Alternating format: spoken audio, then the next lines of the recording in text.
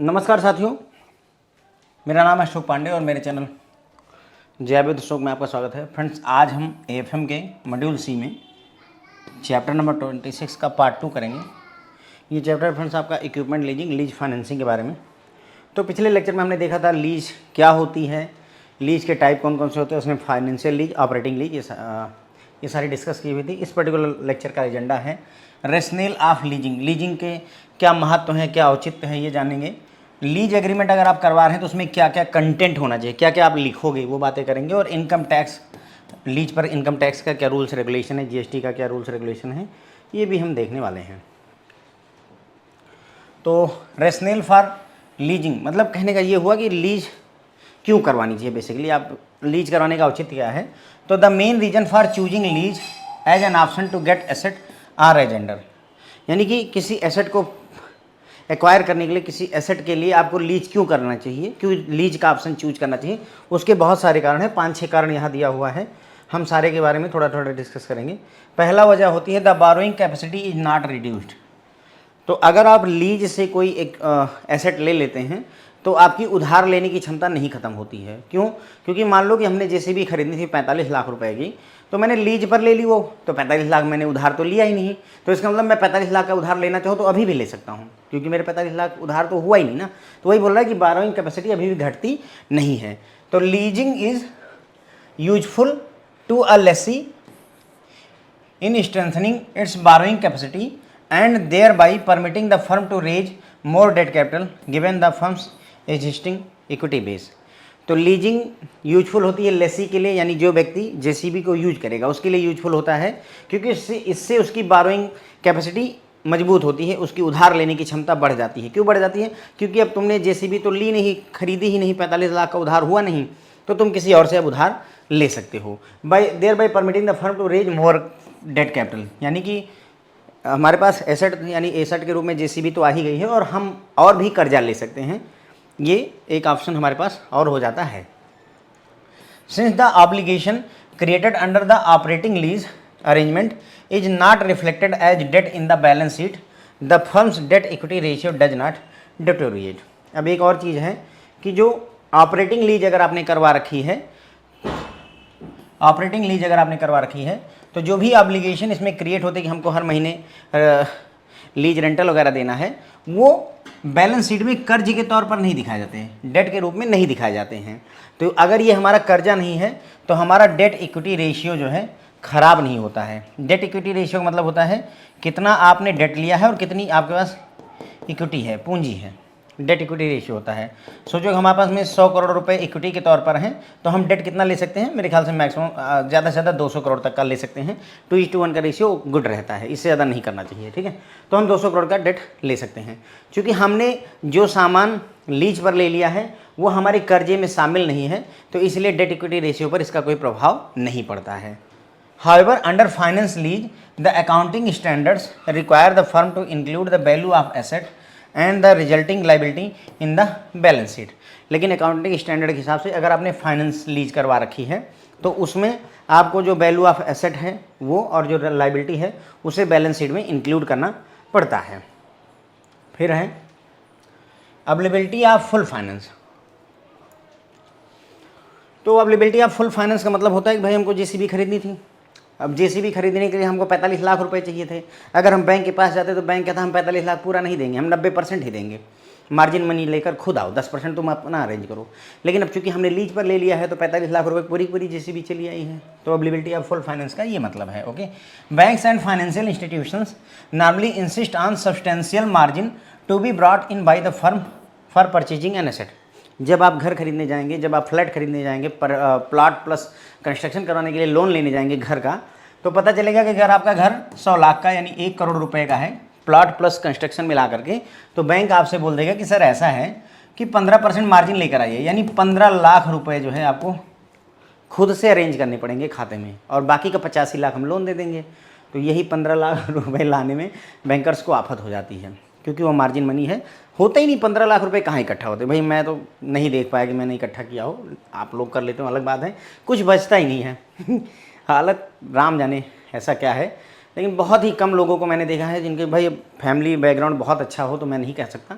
Normally हम में से हर कोई जो है कहीं ना कहीं अपनी फैमिली को सपोर्ट करना है, ढेर सारी रिस्पॉन्सिबिलिटीज़ हैं, और ऐसे में पैसा बचना बहुत ही डिफ़िकल्ट टास्क होता है, बहुत ही मुश्किल है। ठीक है, तो यहाँ पर बैंक ऑफ फाइनेंशियल इंस्टीट्यूशन क्या कह रहे हैं, मार्जिन लेकर के आओ। एसेट को एक्वायर करने के लिए आपको मार्जिन की ज़रूरत है। In leasing there is no such need and the firm gets the asset without arranging the capital for margin money. ठीक है, तो लीज में ऐसी कोई ज़रूरत नहीं, मार्जिन की कोई ज़रूरत नहीं, और फर्म को पूरा का पूरा एसेट बिना जो है मार्जिन मनी के मिल जाता है, कोई पैसे की ज़रूरत नहीं, पूरा का पूरा एसेट आपका हो जाता है। Therefore a firm experiencing shortage of funds can acquire asset more quickly under leasing agreement than a buying. तो जो फर्म, अगर फंड की शॉर्टेज है फर्म के पास में, तो वो लीज अरेंजमेंट के तहत एसेट को ज़्यादा जल्दी एक्वायर कर सकती है लीज अरेंजमेंट में दैन की खरीदने के। तो एक ये भी फ़ायदा होता है। फिर आ जाता है तीसरा है कन्वीनियंस। कन्वीनियंस रहता है, ईजी रहता है, आसान रहता है। मैं अभी थोड़ा सा 1-2 मिनट बर्बाद करेंगे, वैसे मैं पढ़ाते समय वेस्टेज ऑफ टाइम नहीं करता हूँ, पर फिर भी बता दूँ कि देखिए अभी हम JIB विद अशोक पढ़ा रहे हैं।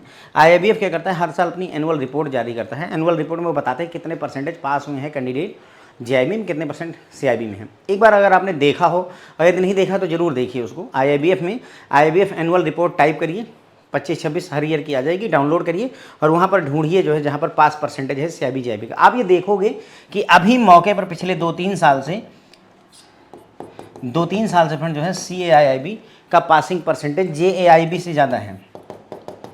जैब से ज़्यादा लोग कैब में पास हो रहे हैं मौके पर। अगर आप देखेंगे रिजल्ट तो आप सरप्राइज रहेंगे, जबकि बोलते हैं हम कि जैब सरल है JIB सरल है। एक बार का आंकड़ा है, यहाँ 33% कैंडिडेट पास है, तो यहाँ 22% है।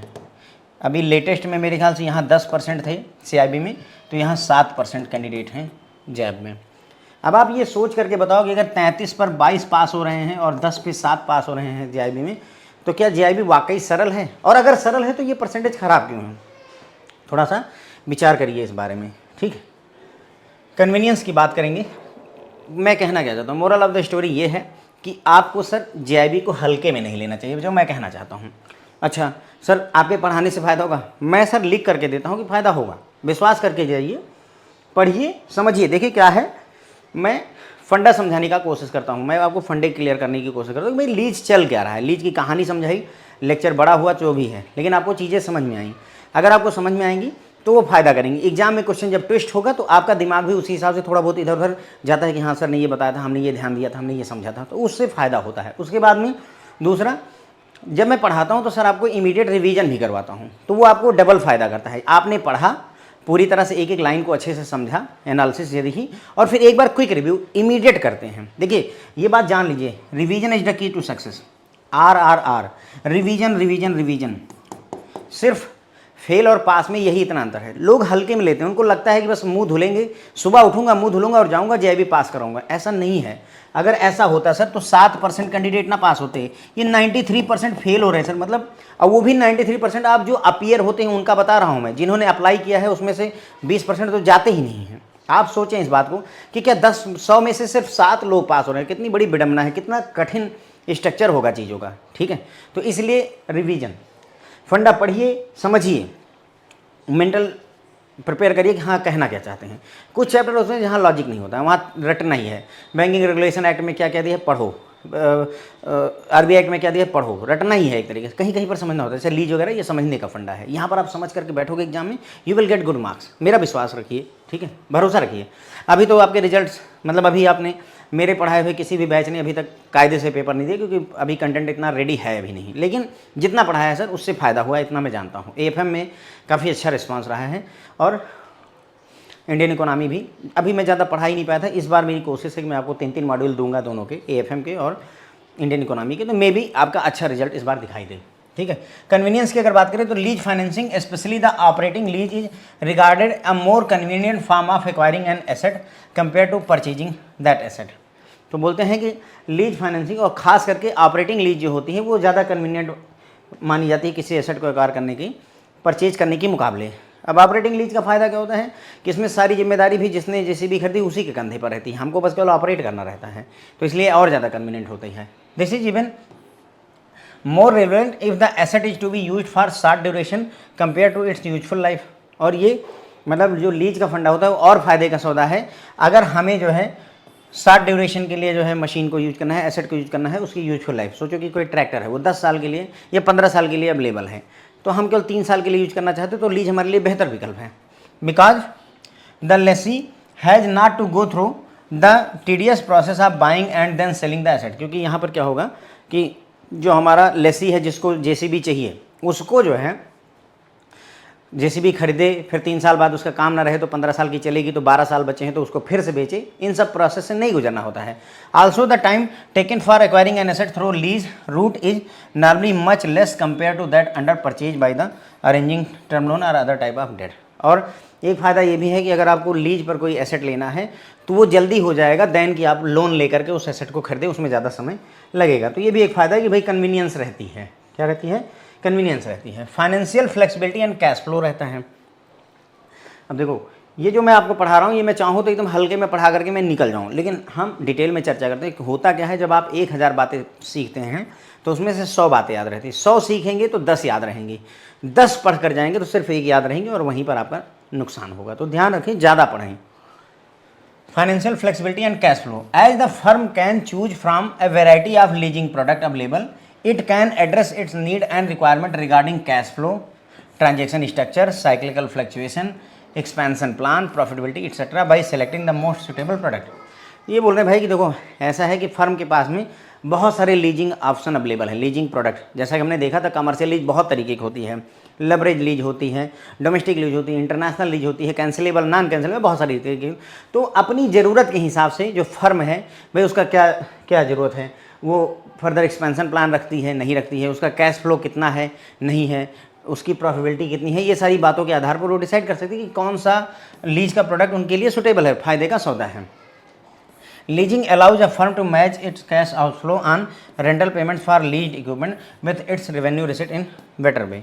तो जो लीजिंग अलाउ करता है फर्म को मैच करने के लिए cash outflow on rental payments for lease equipment with its equivalent revenue receipt. मतलब इनका कहने का ये है कि लीज करने से फ़ायदा क्या होता है कि जो आपको रेवेन्यू में कमाई हो रही है, मान लो आपने 10 लाख रुपए का रेवेन्यू कमाया, राजस्व कमाया 10 लाख रुपए का, बदले में आपने हर महीने 1 लाख का रेंट देना है। हर महीने आप 10 लाख कमा रहे हो और 1 लाख का रेंट दे रहे हो, तो ये जो कैश का आउटफ्लो हो रहा है 1 लाख रुपए की, ये बहुत ही बढ़िया से मैनेज हो जाता है, बेटर वे में मैनेज हो जाता है।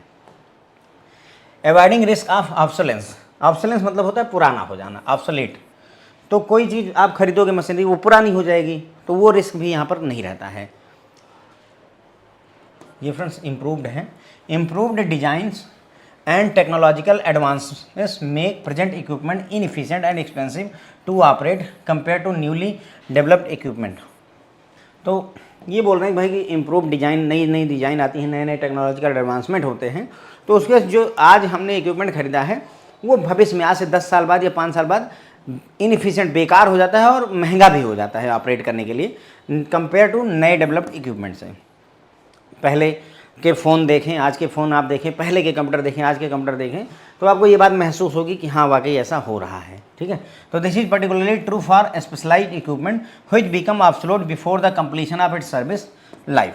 और ये खास करके जो स्पेशलाइज्ड इक्विपमेंट है, विशेष तरीके का इक्विपमेंट है, उनके लिए लागू होता है, क्योंकि ये जो है, जो स्पेशलाइज्ड इक्विपमेंट है वो पुराने हो जाते हैं अपनी, जो जैसे 15 साल की, जैसे उदाहरण के तौर पर कार होती है, कार आपने खरीदी, तो भाई अगर कार खरीदोगे आज, तुम स्कॉर्पियो एन खरीद लो। ठीक, एक उदाहरण देता हूँ, इस सफारी स्ट्रॉम आती थी कुछ समय पहले।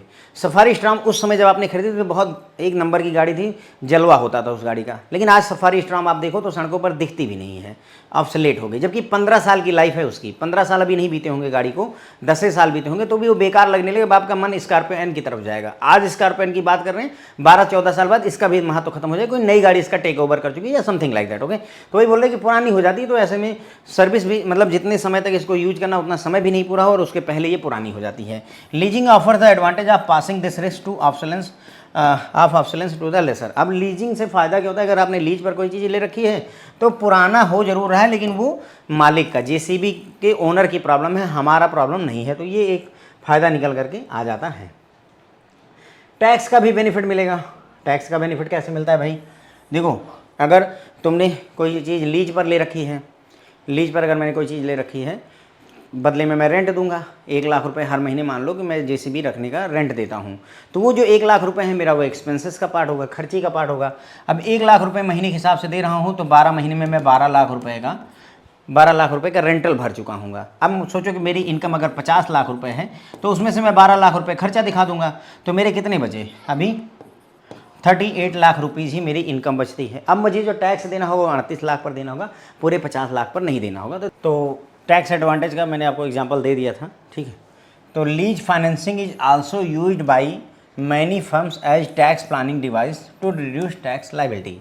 तो लीज फाइनेंसिंग का यूज करके कई सारी फर्म ऐसी होती हैं जो अपनी टैक्स लायबिलिटी को रिड्यूस करती। कैसे रिड्यूस करती मैंने आपको समझाया था एग्जाम्पल से। When a firm acquires an asset on lease, the lease payments are treated as expense and are deducted from for tax purposes. तो जब भी कोई फर्म एक्वायर करती है एसेट लीज पर, तो लीज का जो रेंटल देते हैं उसको खर्चा माना जाता है और उस खर्चे को टैक्स पर्पज के लिए घटा दिया जाता है, डिडक्टिबल माना जाता है। However it will not be able to claim tax advantage of depreciation. लेकिन अब यहाँ पर डेप्रिसिएशन का आपको फ़ायदा नहीं मिलने वाला है। डेप्रिसिएशन का फ़ायदा मतलब दो केस हैं। मान लो हमने 45 लाख की जेसीबी खुद खरीद ली होती, लीज पर ना लिया होता, तो मान लो कि हम 10% का डिप्रिसिएशन हर साल मांगने, तो 10% हो जाएगा 4.5 लाख रुपए, यानी हर साल 4.5 लाख रुपए घटते चले जाएंगे इस प्राइस से। तो हम ये 4.5 लाख रुपए डिप्रिसिएशन जो होगा उसे खर्चा बताएंगे और खर्चे एक्सपेंस के तौर पर हम इसे डिडक्ट कर सकते हैं इनकम टैक्स का फ़ायदा लेने के लिए। तो अगर मान लो तुम्हारी कमाई 60 लाख रुपए की है पूरे साल की, तो 4.5 लाख रुपए घटा करके ये आपकी हो जाएगी कितनी, 55.5 लाख रुपीज़ हो जाएगी, ठीक है। और उसी जगह पर अगर मान लो कि तुमने इसे लीज पर ले रखा है, तो भाई 45 लाख तो तुम्हारे लगे नहीं, ये तो काम ही खत्म हो गया। तुम कितना रेंट दे रहे हो, मान लेते हैं 1 लाख रुपए महीने, इंटू 12 महीने में तुमने 12 लाख रुपए का लीज रेंटल भरा, तो वो 12 लाख रुपए जो है आपके इस 60 लाख में से 12 लाख घटा देंगे हम, तो कितना हो जाएगा 48 लाख। इसमें 48 लाख का ही लोन देना, मतलब जो है टैक्स देना पड़ेगा। 48 लाख पर टैक्स देना पड़ेगा और पिछले वाले में 55 लाख पर देना पड़ेगा। अब which of the two is more valuable to lessee as a tax shield depend upon their magnitude and timing. अब कौन सा, यानी कि वो सहारा ले डिप्रिसिएशन का या वो लीज का सहारा ले, ये निर्भर करेगा कि किस में ज़्यादा फायदा है। भाई अगर इस कॉन्सेप्ट में जैसा हमने देखा, तो यहाँ 48 लाख का कमाई है और उस पर टैक्स देना है, यहाँ 55 लाख की कमाई उस पर टैक्स देना, तो ऑब्वियसली हमारा ये वाला विकल्प ज़्यादा अच्छा है। कौन सा, लीज वाला विकल्प। अब कई बार ऐसा नहीं होगा, हो सकता है कई बार ये हमारे लिए फ़ायदे का सौदा हो डिप्रिसिएशन वाला, ओके। तो वो निर्भर करेगा कि कैसी सिचुएशन है। फिर है लेस रिस्ट्रिक्टिव कवेनेंट, मतलब कम रिस्ट्रिक्टिव लॉ होता है एक तरीके का ये। The restrictive covenants on lessee are much less if an asset is acquired through lease compare to its acquisition through other mean of financing. तो मतलब कहने का कि भाई अगर आप लीज पर कोई चीज़ लेते हैं, एक्वायर करते हैं, तो उसमें रूल्स रेगुलेशन आसान होते हैं किसी और लोन लेने के तरीके के मुकाबले। फॉर एग्जांपल आपको टर्म लेंडिंग इंस्टीट्यूशन यानी टर्म लोन देने वाले इंस्टीट्यूशन से लोन लेते हैं या बैंक से लोन लेते हैं, तो बैंक में put restriction regarding payment of dividends, future expansion, managerial appointments, personal guarantees of promoter, director etcetera. मतलब आप सोचिए कि आपने अगर बैंक से लोन ले लिया, तो हो सकता है बैंक आपको बता दे कि भाई जब तक हमारा पैसा नहीं चुका तो तक डिविडेंड नहीं दे सकते, फ्यूचर एक्सपेंशन में हमारी परमिशन लेनी पड़ेगी, मैनेजर को अपॉइंट करने से पहले हमसे आज्ञा लोगे, है ना, गारंटी नहीं दे सकते, ब्ला ब्ला, इस तरीके की रिस्ट्रिक्शंस लग सकती हैं। लीज में ऐसा कोई लफड़ा नहीं आता है, ओके। तो हमने बात कर ली फ्रेंड्स, यहाँ पर एक मोटे तौर पर हमने देखा कि लीज फाइनेंसिंग क्यों करवानी चाहिए, लीज का औचित्य क्या है। तो इसमें हमने देखा क्या क्या वजह है कि लोग लीज पसंद करते हैं। तो बारोइंग कैपेसिटी घटती नहीं, पहला बारोइंग कैपेसिटी नहीं घटती है, क्योंकि आपने एसेट को लीज पर ले लिया है, तो आपने कोई उधारी तो ले नहीं रखी है, तो ऐसे में आप जो उधार लेना चाहते हैं वो ले सकते हैं, कोई मनाही नहीं है। क्योंकि आपके डेट में दिखाया नहीं जाता है, लीज की जो अमाउंट होती है उसको डेट के यानी कर्जे के तौर पर नहीं दिखाया जाता है, तो ऐसे में डेट इक्विटी रेशियो भी आपका मेंटेन रहता है। फिर है फुल फाइनेंस की अवेलेबिलिटी होती है। अगर आप बैंक में लोन लेने जाएंगे, एनबीएफसी में लोन लेने जाएंगे, तो वो आपसे मार्जिन मांगेंगे, इतना अपनी तरफ से कुछ पैसा अरेंज करके लाओ, जबकि यहाँ पर लीज में ऐसा कुछ नहीं है, आपको पूरा पूरा एसेट मिल जाता है बिना एक पैसा दिए हुए, ठीक है। तो ये मतलब जो है अगर आपके पास में पैसों की शॉर्टेज है तो लीज बेहतर विकल्प के तौर पर निकल करके आता है। कन्वीनियंस होता है, चीज़ें हमारे लिए आसान होती हैं। क्यों? क्योंकि लीज फाइनेंसिंग में हमें एसेट को एक्वायर करना जो है परचेज करने से आसान पड़ जाता है। कई बार ऐसा होता है कि हमें जो एसेट चाहिए वो कम ड्यूरेशन की चाहिए, उसकी यूजफुल लाइफ ज़्यादा है, हमें कार केवल 3 साल के लिए चाहिए, और जैसे मान लीजिए आप विदेश गए हैं 3 साल के लिए, अब वहाँ पर कार खरीदने से बेहतर है कि लीज पर ले लीजिए, क्योंकि आपको वहाँ 3 ही साल रहना, फिर आप लौट आएंगे। अब वहाँ कार कहाँ घुमाते फिराते ट्रांसपोर्ट करते फिरेंगे। तो इस तरीके की सिचुएशन में यूजफुल लाइफ से कम अगर यूज करना है तो हमारे लिए लीज बेहतर विकल्प होता है। बाइंग एंड सेलिंग के लफड़े में हमें नहीं पड़ना पड़ेगा। उसके बाद में समय भी कम लगता है। अगर कोई चीज़ लीज पर लेते हैं तो उसमें लोन ले करके उसको खरीदने से कम समय लगता है। फाइनेंशियल फ्लेक्सिबिलिटी होती है, कैश फ्लो होता है। तो अगर जो है फर्म के पास में लीज के बहुत सारे प्रोडक्ट अवेलेबल हैं, कई तरीक़ों की लीज करवाई जा सकती है। डोमेस्टिक लीज होती है, वेट लीज, ड्राई लीज, कई तरीके की लीज होती है। तो उनके आधार पर फर्म की कैसी सिचुएशन है उसके आधार पर वो डिसाइड करते हैं उनके लिए लीज का कौन सा प्रोडक्ट बेहतर है। ओके, तो इससे फ़ायदा क्या होता है कि लीज जो आपका कैश आउटफ्लो है रेंटल के तौर पर जा रहा है, वो आपकी जो कमाई है, रेवेन्यू रिसिट है, उससे बैलेंस हो जाता है, मैच हो जाता है। आप पुराने होने का रिस्क भी अवॉइड होता है, अवॉइड रिस्क ऑफ ऑब्सोलेंस, पुराने होने का रिस्क भी कहीं ना कहीं कम हो जाता है। तो भाई इम्प्रूव्ड डिज़ाइन और टेक्नोलॉजिकल एडवांसमेंट होने की वजह से क्या होता है, इक्विपमेंट जल्दी से पुराने हो जाते हैं, क्योंकि उनकी जगह कोई नया डिज़ाइन आ जाता है। आईफोन 16 की जगह 17 आया, 18 आया, 20 आया, लाइक दैट। ओके, तो ऐसे में क्या होता है कि जो नए इक्विपमेंट होते हैं वो पुराने इक्विपमेंट के मुकाबले बेहतर होते हैं, सस्ते होते हैं, उनको ऑपरेट करना भी आसान होता है। तो बेहतर होता है कि हम जो है पुराना इक्विपमेंट ना यूज करके नया इक्विपमेंट यूज करने लगे। लेकिन ये तभी हो सकता है जब हम उसको लीज पर ले रहे हैं। अगर ख़रीदा है तो या तो फिर बेचो, नुकसान सा हो, है ना। तो ये चीज़ होती है। और इसमें जो पुराने होने का जो रिस्क है वो भी किसके कंधों पर होता है, जिसकी जेसीबी खुद की है, जो ओरिजिनल ओनर है उसके ऊपर है कि उसकी मशीनरी पुरानी हो रही है। हमारे लिए कोई दिक्कत नहीं है। टैक्स एडवांटेज कैसे मिलता है भाई, कि अगर हम जो भी लीज में रेंटल देते हैं वो हमारा एक्सपेंस होता है, एक्सपेंस को हम बुक कर सकते हैं खर्चे के तौर पर, और हमारा जो टैक्स है वो कम हो जाता है। ठीक है, उसके बाद में डिप्रिसिएशन का फ़ायदा नहीं मिलता है, क्योंकि भाई हम अगर ख़रीदते एसेट को तो हम डिप्रिसिएशन का फ़ायदा लेते, लेकिन हमने लीज पर लिया है तो हमें जो है जो लीज रेंटल का एक्सपेंस है उसका फ़ायदा मिलेगा। अब वो डिसाइड कर ले भाई कि हमें कहाँ फ़ायदा ज़्यादा मिलने वाला है, लीज रेंटल पे करके हमें ज़्यादा फ़ायदा है टैक्स का, या ख़रीदने पर ज़्यादा फ़ायदा है टैक्स का, वो डिसाइड किया जा सकता है। उसके बाद में यहाँ पर रूल्स रेगुलेशन आसान होते हैं। आपने कोई चीज़ लीज पर ले ली तो कोई ज़्यादा लफड़ा नहीं है। उसी की जगह पर अगर आपने बैंक वगैरह से लोन ले रखा है और फिर कोई सामान आपने एक्वायर कर रखा है तो उस केस में आपको बैंक की बहुत सारी रूल्स रेगुलेशन और रिस्ट्रिक्शंस को मानना पड़ेगा। फिर है content of a lease agreement.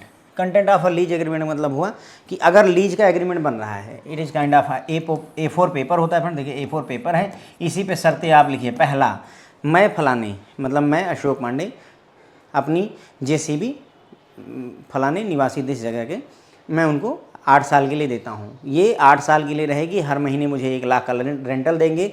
जो रेंटल है वो हर 3 साल बाद 10% से बढ़ेगा। अगर मैं चाहूँ तो जेसीबी 3 महीने का नोटिस दे करके वापस ले सकता हूँ। अगर ये खुद चाहे, लेसी चाहे तो इतने समय में वापस ले। ये सारी बातें ऐसे लिखी जाएंगी, जो मैं आपको बोल रहा हूँ ये सारी बातें ऐसे पॉइंट वाइज लिखी जाएंगी। ठीक है, जो भी खर्चा होगा, एक्सपेंस होगा, ड्राइवर का खर्चा, पेट्रोल का खर्चा, रिपेयरिंग का खर्चा, इंश्योरेंस का खर्चा, वो सारा का सारा लेसी भरेगा, मैं जिम्मेदार नहीं होगा। ये सारी बातें यहाँ पर लिखी जाती है। That's the content of lease agreement. यानी लीज एग्रीमेंट में आप क्या क्या लिखोगे वही बात है। The lease agreement is a written agreement between lessor and the lessee stating the terms and structure of the lease. ठीक है, तो इसमें लेसर और लेसी के बीच में एग्रीमेंट, लिखित एग्रीमेंट होता है, जिसमें बताया जाता है टर्म्स और कंडीशन कि हमारी लीज के कंडीशंस क्या रहेंगे। All the future action of lessor and lessee relating to the leased asset are guided by this agreement. भविष्य में जो कुछ भी एक्शंस होंगे वो इसी एग्रीमेंट के आधार पर होंगे, इसी एग्रीमेंट के आधार पर होंगे। Therefore it is very carefully drafted invoicing all the future situation. इसलिए भविष्य में क्या क्या सिचुएशन अराइज हो सकती है वो सारी बातें आपको यहाँ पर लिखनी है। जैसे मान लीजिए आपने कार को रेंटल पर दिया, लीज पर दे दिया किसी को, वहाँ ये लिखना भूल गए कि अगर चालान कटता है तो किसकी जिम्मेदारी होगी, तो लफड़ा फंस जाएगा, क्योंकि आपने ये लिखा ही नहीं लीज में कि भाई अगर चालान कट गया तो क्या होगा, तो चालान कटा है तो कौन भरेगा, ये बात वहाँ लिखनी चाहिए।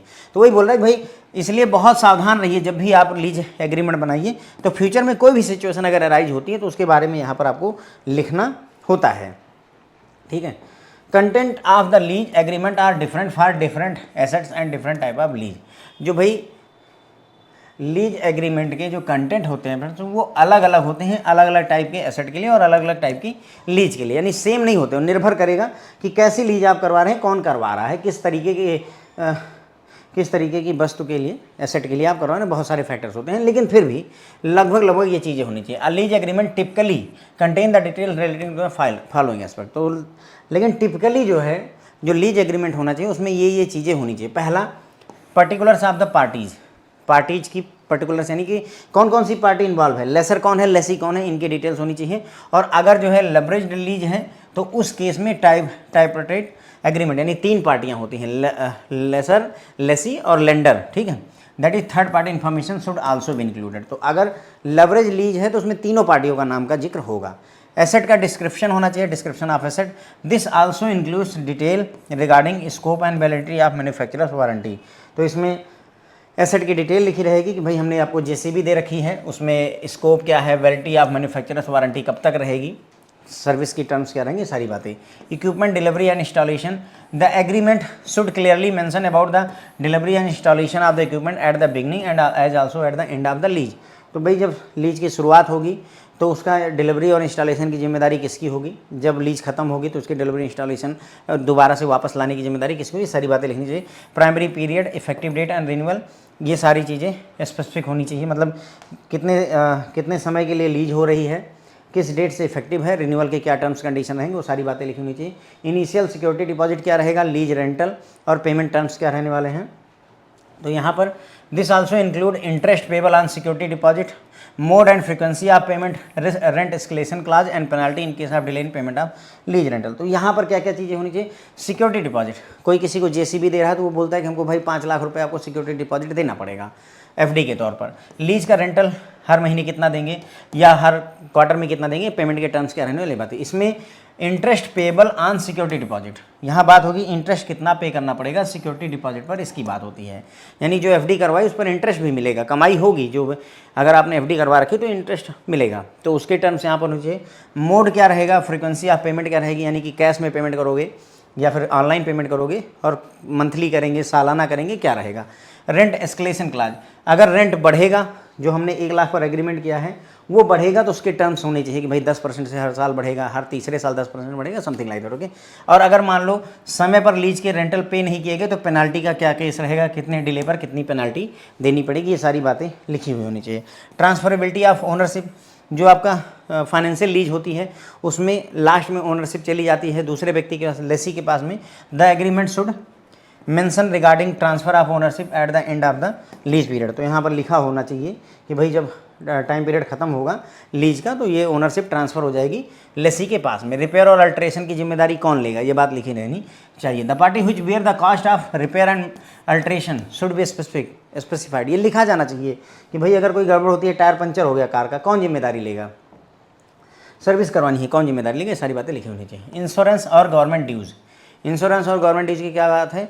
The agreement should mention about who will pay the cost of insuring the asset as also the municipal dues, property taxes, ये सारी बातें भी आपको लिखनी चाहिए वहाँ पर कि जो भी आप घर किराए पर ले रहे हैं तो वहाँ पर जो ये म्यूनसिपल के कॉरपोरेशन के जो ड्यूज होंगे, प्रॉपर्टी के जो टैक्स देना होगा, ये सारी चीज़ें कौन पे करेगा, इंश्योरेंस कौन करवाएगा, ये सारी बातें लिखी हुई होनी चाहिए। सब लीज रिस्ट्रिक्टेड एक्टिविटी, सब लीज, क्या सब लीज करवाई जा सकती है, मैंने किसी को जेसीबी लीज पर दी वो आगे लीज कर दे, सब लीज हो गई, क्या अलाउ है।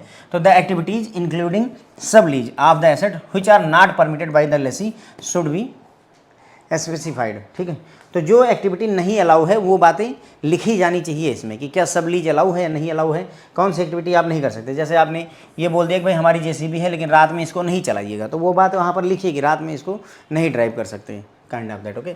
Surrender, termination of lease agreement, if the asset can be surrender during the period of lease the penalty payable should be specified. अगर मान लो कि एग्रीमेंट के मतलब लीज के पीरियड के दौरान अगर सरेंडर किया जा सकता है एसेट को, ठीक है, तो बताना पड़ेगा कि कितनी पेनल्टी पे करनी पड़ेगी। Also the circumstances under which any party can terminate the agreement, detail about the notice period and compensation should be specified. अगर किन परिस्थितियों में, किस परिस्थिति में ये टर्मिनेट किया सकता है और कौन सी पार्टी टर्मिनेट कर सकती है, नोटिस पीरियड कितना रहने वाला है, कितना कंपनसेशन है, पेनल्टी देनी पड़ेगी, ये सारी बातें इसमें लिखी हुई चाहिए। देखिए आप ध्यान देंगे तो मतलब लगभग सब बातें लिखनी है, ओके। फिर है default and arbitration, detail of the consequences of default and arbitration should be specified. मान लीजिए कि जेसीबी ले गया बंदा, रेंटल ही नहीं दे रहा, डिफॉल्ट कर गया, 3 महीने 4 महीने के क्या कर सकते हैं, उस केस में क्या होगा।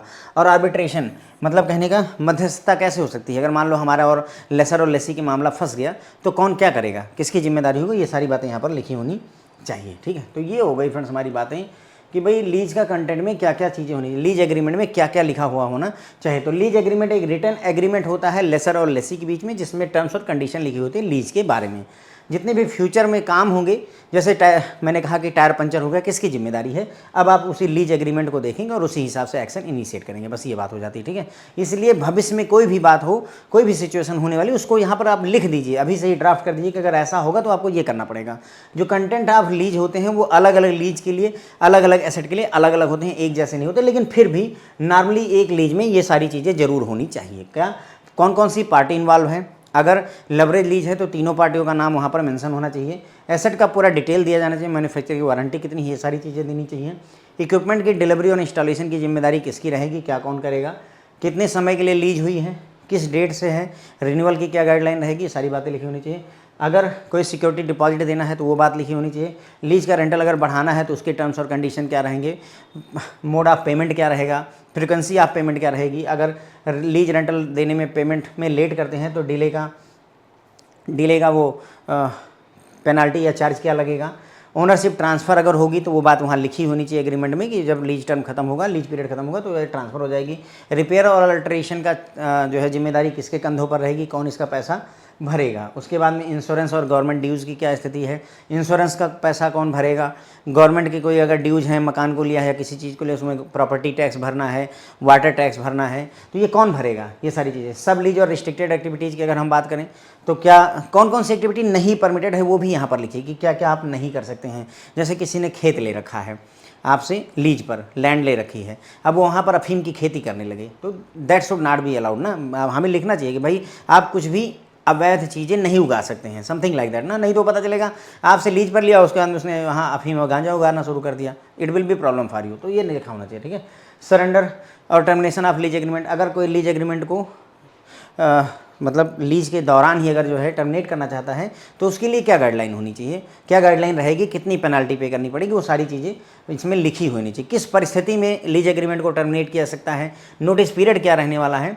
कंपनसेशन क्या होगा, ये सारी बातें। अगर कोई डिफ़ॉल्ट कर देता है, रेंटल नहीं देता है तो क्या होगा, आर्बिट्रेशन मध्यस्थता कैसे होगी, ये सारी बातें यहाँ पर लिखी हुई होनी चाहिए। ठीक है, अगला टॉपिक लेते हैं लीगल एस्पेक्ट ऑफ लीजिंग।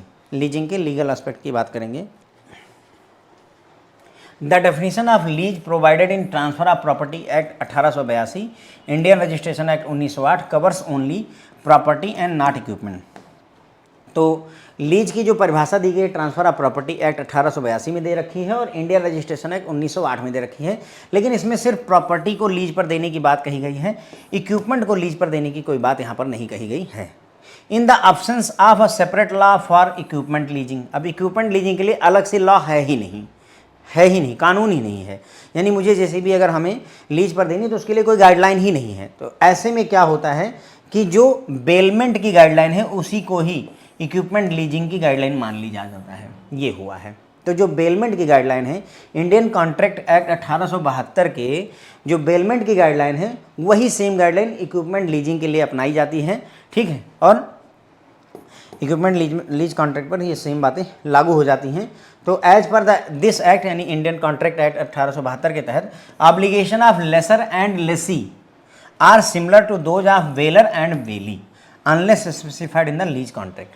ठीक है, तो अगर कोई इक्विपमेंट आपने लीज पर ले रखा है तो उस केस में जो ऑब्लिगेशन होगी लेसर की वो वही रहेगी जो आपका बेलर की थी, और लेसी की वही रहेगी जो बेली की थी। ठीक है, तो ये हो जाता है यहाँ पर।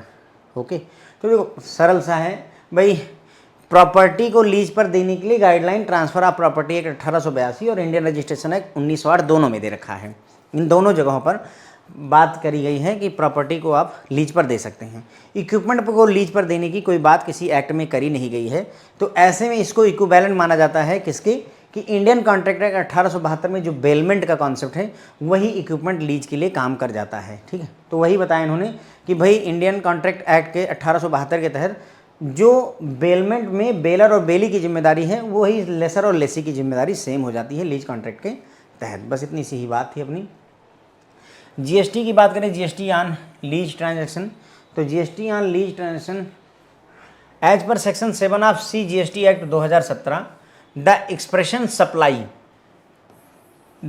Supply include all form of supply of goods or services are both such as sales, transfer, barter, exchange, licensing, rental and lease. यहाँ पर lease or disposal made or agreed to be made for consideration by a person in the course of furtherance of the business. तो CGST 2017 CGST act 2017 का section 7 supply को define करता है। Supply में goods और services या दोनों की सप्लाई हो सकती है। सप्लाई में क्या क्या चीज़ें, किसी गुड्स को बेचना या सप्लाई को बेचना, ट्रांसफ़र करना, बार्टर एक्सचेंज करना, बदलना, लाइसेंस देना, रेंटल करना, लीज पर देना, डिस्पोज करना यानी कि बेच देना भंगार में, इन कंसिडरेशन मतलब कुछ पैसे के बदले में, ये सारी चीज़ें आपका सप्लाई का पार्ट होती हैं। तो ऐसे में from this it is clear that lease is covered with in the meaning and scope of supply and it is taxable. तो यहीं से इन्होंने निष्कर्ष निकाला कि भाई सप्लाई जो आपका लीज है वो सप्लाई का पार्ट है, तो ऐसे में इस पर भी जीएसटी लागू होगी। Okay, and GST does not differentiate between the finance lease and operating lease. अब एक बार जीएसटी लगनी है तो तुम चाहे जैसी लीज करवाए, फाइनेंशियल लीज करवाए हो और ऑपरेटिंग लीज करवाए, उससे कोई फ़र्क नहीं पड़ता है, आपको जीएसटी देनी पड़ेगी। जीएसटी रेट्स की बात करें, GST rate on lease transaction are as under. GST rate दिए हुए हैं। पहला, nil rate on lease of industrial plot provided by the state government, industrial development corporation or undertaking to industrial unit or leasing of agro machinery vacant land. मतलब कह रहे हैं कि अगर आपने आपको कोई इंडस्ट्रियल प्लॉट लीज पर मिला है, किसकी तरफ से? स्टेट गवर्नमेंट के इंडस्ट्रियल डेवलपमेंट कॉर्पोरेशन की तरफ से।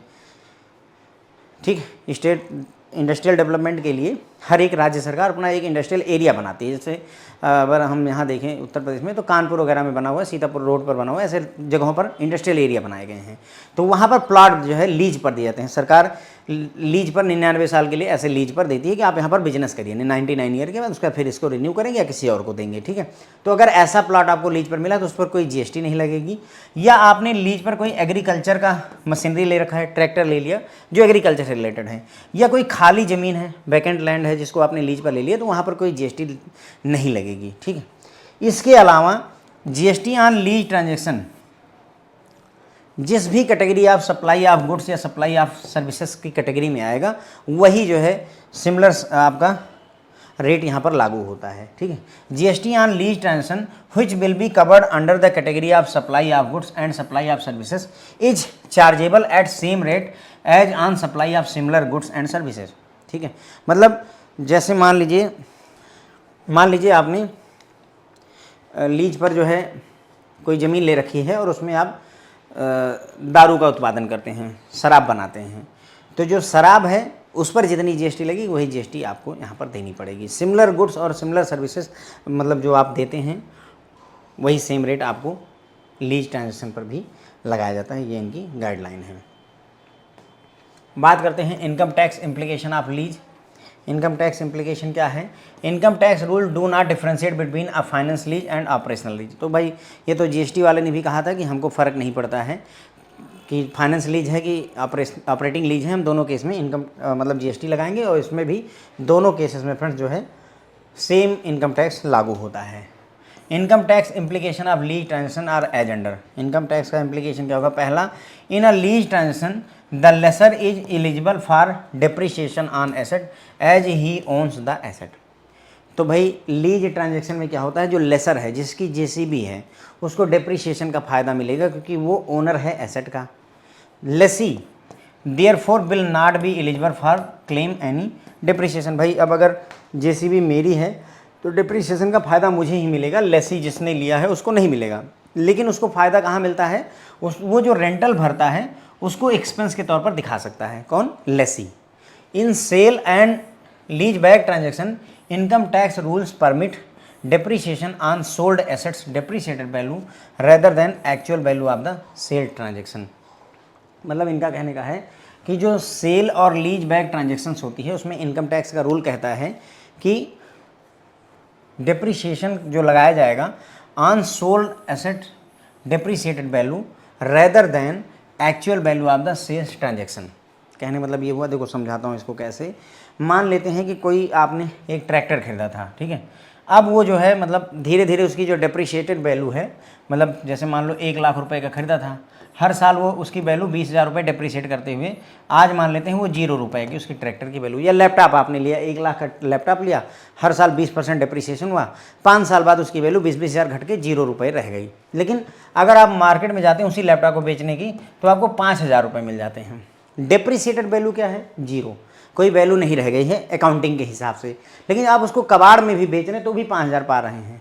तो इसका मतलब ये हुआ कि अब डेप्रिसिएशन मतलब जो है, अब इनकम टैक्स किसका पे करें, 5,000 रुपये का कि 0 रुपये का, ये सवाल है। तो सर वही बोल रहा है कि जो डेप्रिसिएटेड वैल्यू है उस पर इनकम टैक्स पे किया जाता है, जो भंगार में आपको दाम मिल रहा है उस पर नहीं पे किया जाता। यही बात यहाँ पर समझाई गई है, ठीक है। The entire lease rentals are taxed as income of the lessor. जो भी रेंटल आएगा वो भाई इनकम होगी, लेसर की इनकम होगी और उस पर टैक्स लगेगा। The lessee is entitled to treat the rental as expense. जो लेसी है, जिसने हमारी जैसे भी किराए पर ले रखी हैं, वो रेंटल को एक्सपेंस यानी खर्चे के तौर पर गिन सकता है, ठीक है। तो ये बातें हो गई फ्रेंड्स हमारी। लीगल एस्पेक्ट हमने देख लिया था। फिर आते हैं GST on lease lease transaction में। तो इसमें हमने देखा कि CGST का CGST एक्ट 2017 का सेक्शन 7 लीज को सप्लाई में लेता है, ठीक है। लीज को सप्लाई माना जाता है, किसका? सप्लाई के स्कोप में आता है। तो सप्लाई है अगर लीज तो उसे टैक्सेबल माना जाएगा। जीएसटी में फाइनेंस लीज और ऑपरेटिंग लीज में कोई डिफ्रेंशिएशन नहीं किया जाता है। उसके बाद में ये आ जाता है जीएसटी रेट्स की बात। तो अगर आपको स्टेट इंडस्ट्रियल डेवलपमेंट कॉर्पोरेशन की तरफ से कोई प्लॉट, इंडस्ट्रियल प्लॉट जो है लीज पर मिला है तो कोई जीएसटी नहीं देनी है। अगर आपने कोई एग्रीकल्चर मशीनरी लीज पर ले रखी है तो कोई जीएसटी नहीं देना है। कोई खाली जगह पड़ी, ऊसर भूमि पड़ी है, उसको आपने लीज पर ले रखा है, कोई पैसा जीएसटी देने की ज़रूरत नहीं है। लेकिन अगर आपने इसके अलावा कहीं पर भी जीएसटी है तो जितना इसे कैटेगरी में लिया जाएगा सप्लाई ऑफ गुड्स या सप्लाई ऑफ सर्विसेज माना जाएगा। और सिमिलर गुड्स और सर्विसेज के लिए जो जीएसटी लगती है वही जो है आपके ऊपर, आपकी लीज पर भी वही जीएसटी लागू कर दी जाएगी, ठीक है। इनकम टैक्स इम्प्लीकेशन में हमने देखा कि यहाँ पर भी कोई भेदभाव नहीं है। फाइनेंस लीज और ऑपरेटिंग लीज दोनों को एक जैसा ही ट्रीटमेंट दिया जाता है। इनकम टैक्स का क्या प्रभाव होता है? तो भाई देखो, दो पार्टियां हैं यहाँ पर, लेसर और लेसी। लेसर को क्या फ़ायदा, लेसी को क्या फ़ायदा? तो लीज ट्रांजैक्शन में जो लेसर है, जिसकी जेसीबी होती है, उसको डेप्रिसिएशन का फ़ायदा होता है, क्योंकि एसेट उसका है तो डेप्रिसिएशन भी उसी को मिलेगा। लेसी को एप्रिसिएशन का मतलब डेप्रिसिएशन का कोई फ़ायदा नहीं मिलता है, क्योंकि उसका एसेट है नहीं तो डेप्रिसिएशन कहाँ से लगाएगा। तो फ़ायदा जो है, अगर उसको डेप्रिसिएशन का फ़ायदा नहीं मिलेगा तो उसको फ़ायदा कहाँ से मिल सकता है? उसको लेसी को जो रेंटल वो पे करता है हर महीने या हर साल, उसका फ़ायदा उसको मिलता है खर्च दिखा करके। सेल्स और सेटबैक लीज बैक जो ट्रांजैक्शन होती है, इसमें इनकम टैक्स रूल परमिट करता है कि जो एसेट की डेप्रिसिएटेड वैल्यू है उस पर टैक्स पे करिए, ना कि सेल्स ट्रांजैक्शन की एक्चुअल कॉस्ट पर आपको पे करना होता है। और जो पूरा का पूरा लीज का रेंटल होता है वो एक तरीके की लेसर की कमाई है, तो इसलिए इस पर टैक्स लगता है। इसी तरीके से जो लेसी होता है उसको, जो रेंटल होता है उसको वो खर्चे के तौर पर ट्रीट कर सकता है। तो ये सारी बातें हो जाती है फ्रेंड्स। हमारा थ्योरेटिकल एस्पेक्ट जो आपका लीज से रिलेटेड था वो यहाँ पर कवर हो जाता है। अब यहाँ से न्यूमेरिकल एस्पेक्ट की तरफ हम बढ़ेंगे, अकाउंटिंग के पॉइंट ऑफ व्यू से कैसे चीज़ें चलती हैं, न्यूमेरिकल वगैरह कुछ सॉल्व करेंगे, ठीक है फ्रेंड। तो होप है आपको ये पसंद आएगा। Thank you so much.